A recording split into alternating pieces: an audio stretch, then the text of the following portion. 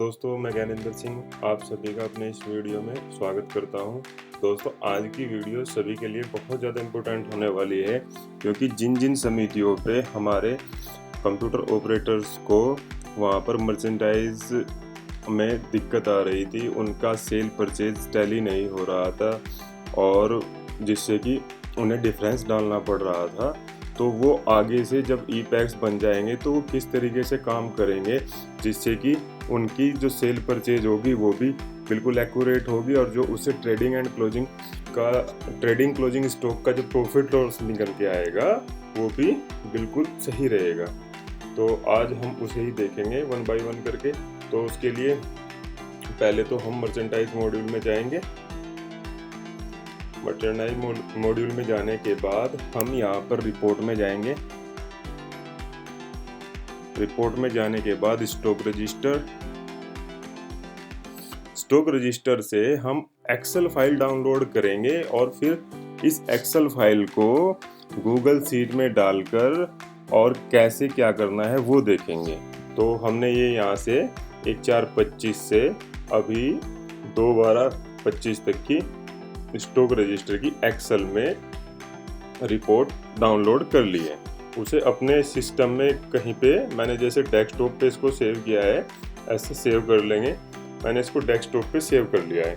ठीक है दोस्तों, इसमें सबसे इम्पोर्टेंट बात यह है कि मैं मोस्टली जो कार्य करता हूँ गूगल शीट पे कार्य करता हूँ। गूगल शीट एक बहुत ही अच्छा टूल है, एक्सेल के जैसा ही है। तो मैं आज उसमें आपको बताऊंगा कि आपको इसको उसमें गूगल शीट में कैसे करना है। तो जैसे आप यहाँ पर अपने गूगल क्रोम ब्राउज़र में लॉगिन है, जैसे मैं यहाँ पर लॉगिन हूँ, तो ये जो यहाँ पर 9 डॉट्स है इस पर हम क्लिक करेंगे। क्लिक करने के बाद नीचे आकर यहाँ पर शीट्स का ऑप्शन होगा, इस पर क्लिक करने के बाद गूगल शीट हमारी ओपन हो जाएगी।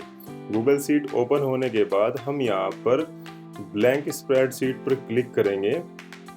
ब्लैंक स्प्रेडशीट पर क्लिक करने के बाद ऐसा हमारे सामने इंटरफेस आ जाएगा। इस इंटरफेस में हम यहाँ पर फाइल पर क्लिक करेंगे और ओपन पर क्लिक करेंगे और जो हमने अपने सिस्टम में जहाँ पर जैसे मैंने डेस्कटॉप पे वो फाइल सेव की थी, तो उस फाइल को जैसे ये स्टॉक रजिस्टर यहाँ डेस्कटॉप पे है तो इसको यहाँ पर ओपन कर लेंगे। तो ये यहाँ पर अपलोड हो जाएगी जो कि आपकी आईडी पर रहेगी। और ये जो गूगल शीट होता है मल्टी टास्किंग होता है, इस पर किसी समिति के 2 या 3-4 लोग भी एक बारी में काम कर सकते हैं और इसके लिंक को आप कहीं पे शेयर भी कर सकते हैं। और इसमें आपको क्या होता है कि बार बार सेव करना नहीं पड़ता है। जैसे हम एक्सेल में काम करते रहते हैं, लाइट चली जाती है या कुछ, तो हमारा सिस्टम शट डाउन हो जाता है, जिससे जो हमारा डेटा होता है वो क्रैश हो जाता है। लेकिन गूगल शीट में ऐसा नहीं होता है दोस्तों। तो आप यदि गूगल शीट में काम करेंगे तो ये शुरू में आपको थोड़ा सा ट्रिकी लगेगा, लेकिन उसके बाद जैसे ही आप हैबिचुअल हो जाओगे तो आपको इससे अच्छा कुछ भी नहीं लगेगा। तो जैसे हम यहाँ पर देख रहे हैं, ये हमारी मोनावाला सोसाइटी का स्टॉक रजिस्टर है, जिसमें 1/4/25 से अब तक कोई भी स्टॉक सेल परचेज में नहीं फिल हुआ है। जैसे हम देख रहे हैं, बस जो ओपनिंग था वही यहाँ पर क्लोजिंग है। तो इसको हमें करना कैसे होता है वो देखेंगे। तो हम इसमें पहले इसे यहाँ से क्लिक करेंगे। यहाँ से क्लिक करने के बाद यहाँ पर क्लिक करेंगे, इस पूरी की पूरी टेबल सेलेक्ट हो जाएगी और यहाँ पर फॉर्मेट में जाकर और यहाँ पर ऑटोमेटिक पर क्लिक कर देंगे।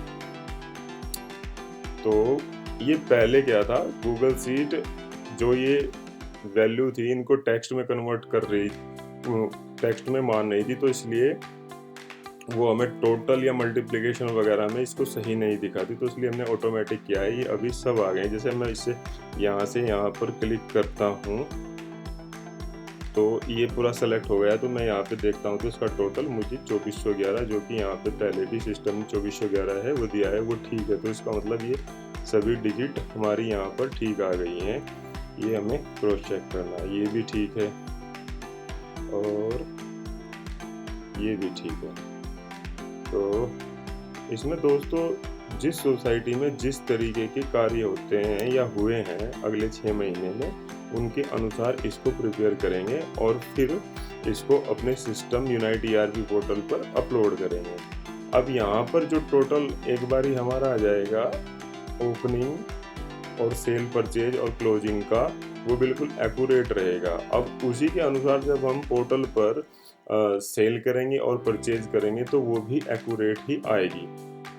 तो इसमें हमारे यहाँ पे क्या है कि बस एक तो परचेज हुआ होगा फिर सेल हुआ होगा, तो बाकी जो हमारे लिए ये यहाँ पर सिस्टम ने कॉलम दे रखे हैं तो इनको हम हटा देंगे। इसको ऐसे सेलेक्ट करके राइट क्लिक करेंगे और डिलीट पे हम क्लिक कर देंगे। फिर यहाँ से ऐसे ही इसको हम यहाँ तक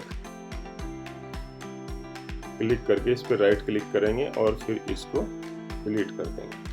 तो हमारे पास यहाँ पर हो जाएगा ओपनिंग, हो जाएगा हमारी परचेज, सेल और उसके बाद क्लोजिंग स्टोर।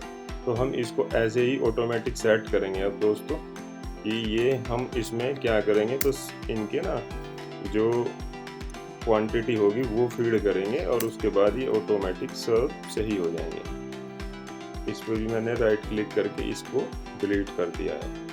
तो इसमें क्या करेंगे, जैसे हमने सी कॉलम पर क्लिक किया फिर राइट क्लिक किया, लेफ्ट में एक कॉलम ऐड कर लेंगे।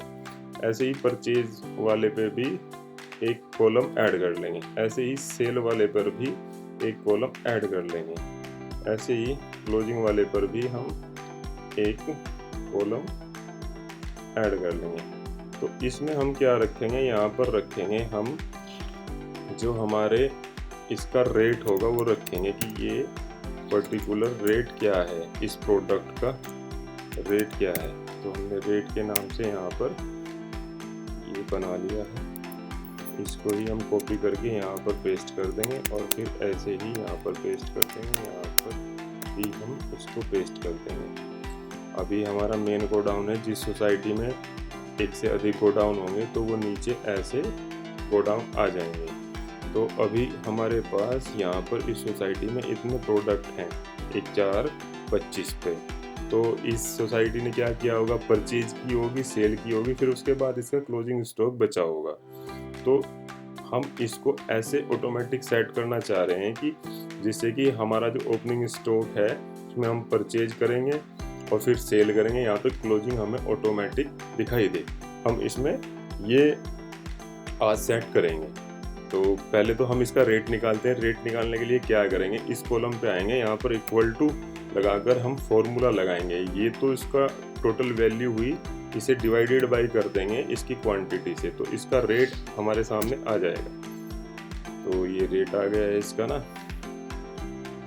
और रेट को यहाँ पर रेट आ चुका है हमारे इसमें टेबल में। तो रेट को क्या करेंगे, हम रेट को रखेंगे दशमलव के 5 अंकों तक। तो इसके लिए क्या करना पड़ेगा, ये जो इंक्रीज डेसिमल प्लेस है इस पर क्लिक करना होगा 5 टाइम्स, तो ये दशमलव के 5 अंकों तक आ जाएगा। थोड़ा सा इनकी विड्थ सेट करने के लिए हम क्या करेंगे, सभी कॉलम्स को एक बारी में सेलेक्ट करेंगे और गूगल शीट में क्या होता है, अब इसको ऐसे आने पे थोड़ा सा ऐसे करेंगे तो सभी की विड्थ सेट हो जाएगी एक बारी में ही। और बाकी यहाँ पर रैप टेक्स्ट लगाने के लिए इस पर क्लिक कर देंगे और रैप टेक्स्ट यहाँ से हम इस पर लगा देंगे जिससे कि ये सही आ जाए। तो दोस्तों इस प्रकार से आप देख रहे होंगे कि इस वीडियो में हमने आपको दिखाया कि आप सिस्टम से एक रिपोर्ट स्टॉक रजिस्टर की निकालेंगे और वहाँ पर अपने, यदि आपके पास ओपनिंग आ जाएंगे, फिर आपको यहाँ पर अपने साल दौरान जो परचेज की है वो और जो सेल की है वो और फिर क्लोजिंग जो होगा वो यहाँ पर बच जाएगा फॉर्मूले सेट करके। तो हमने इसका आपको एक ओवरव्यू दिया है। इसमें जो महत्वपूर्ण बात है, जो ध्यान रखने योग्य बात है वो क्या होगी, वो ये होगी कि जो प्रोडक्ट जिस रेट में आएगा पहले कम्प्लीटली उसको सेल आउट करेंगे, फिर उसके बाद यदि उसका कोई रेट डिफरेंस होगा तो रेट डिफरेंस के बाद, जैसे कि हम एग्जांपल के तौर पर ये ले लेते हैं, यहाँ पर सागरिका दानेदार है 189,375 के रेट पर आया है और ये सपोज 450 के रेट पर बिका है। और फिर इसके बाद कोई हमारे पास जो नया स्टॉक आया, और ये तो ये सॉरी परचेज में डाल दिया, इसको सेल में डालते हैं।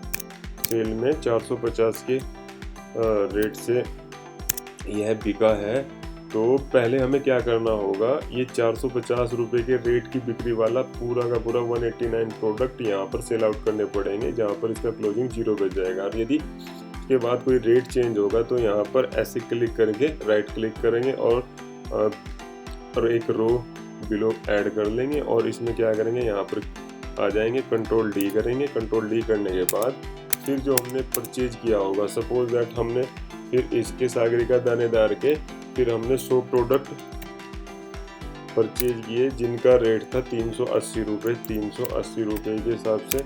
और यहाँ पर उसका रेट कितना होगा, 100 मल्टीप्लाई बाई 380 एंटर।